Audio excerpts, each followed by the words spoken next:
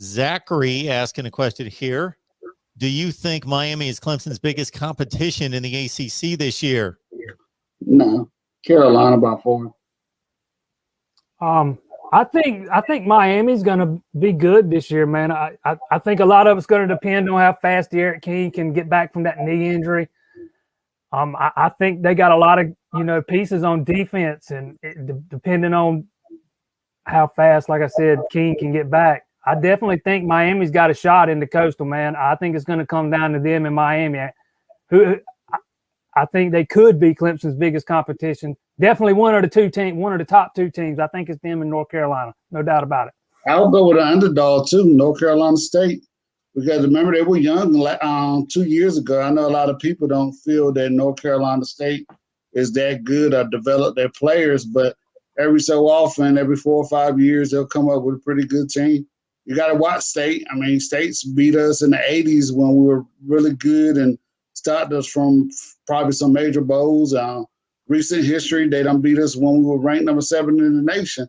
They gave us scares with Deshaun Watson. So you got to watch NC State. I mean, they don't put a lot of players in the pros the last, probably 5 or 6 years. Hunt, Chubb, a couple of the quarterbacks. I mean, Samuel that played for the Steelers. I mean, they're pretty good. So I would go with those 3 teams. And you never know when Georgia Tech's going to show up either, because, I mean, they got a good recruiting area, so you just never know. I know Clemson beat them 73-17 last year. But I look at those 3 teams. Nah, I'm not too high on North Carolina State, man. Dave Doran's still the coach last time I checked, man. He's good for about 8 wins, and then after that, maybe 9. But I like Boston College, man, too, in the ACC. I think they're going to take another step forward next season in the second year under that head coach. And with that quarterback they got up there, I really like him. I think they could be the second or third best team in the Atlantic next year. George is telling us that, just for the record, I've never touched Howard's Rock. I swear I haven't. And then David follows up by asking, what is Howard's Rock? So somebody give us a history lesson. Howard Rock was a piece of rock they found out in Death Valley, California. And he used to use it, Frank Howard used it as a doorstop.